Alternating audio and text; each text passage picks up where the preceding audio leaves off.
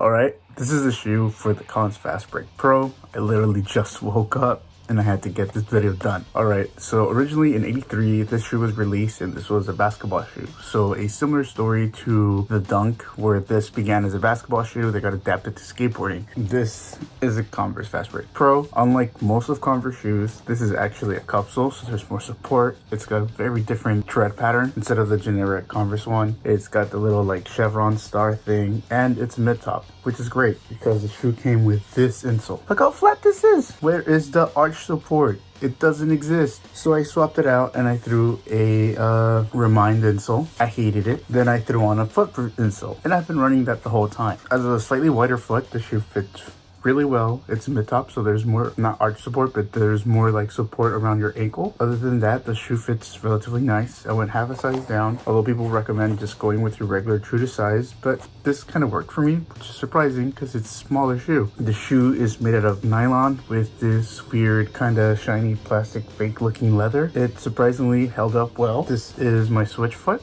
As you see, I did absolutely barely anything switch. This is a toe from Impossible. Speaking of durability, the shoe itself started kind of like falling apart on the sides. I don't know if I can make it do it, but when I was skating and setting up for tricks, I would see that you would see the like sidewalls and stuff start coming apart from the upper, and that seems very sketch. And I was waiting for any minute for the shoe to just kind of blow out from the sides, which surprisingly it didn't. The shoe held up well. After so many ollies and heel flips and kick flips, the damage that I did see was this ollie hole that started forming. Even though this material isn't very durable, but it somehow did hold up.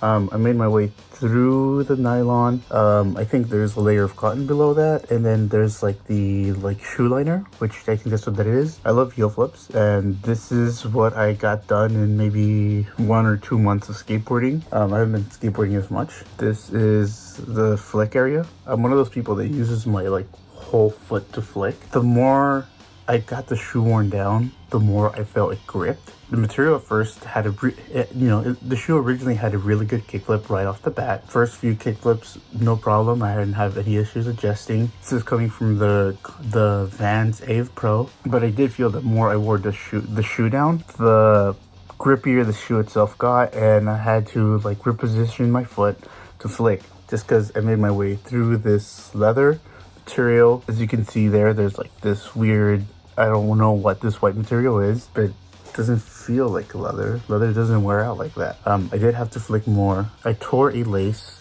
that was damaged up here from heel flips, and I was like, that's it, I'm trying a new shoe. Barely about to get a flat spot on this shoe. Overall, this shoe is pretty solid. It's tank. As it wears down, you're gonna have to readjust how you flick. Even if it's separated off the sides, it's stitched together, and I know that stitch doesn't really mean anything sometimes, but it holds up well. I mean, it's just kind of cosmetic. You can see it there, and it didn't give me hope, but honestly, this shoe skates well.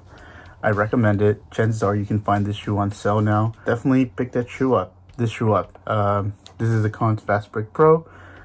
This is Julio from SkatePunk, and I recommend this shoe. Bye.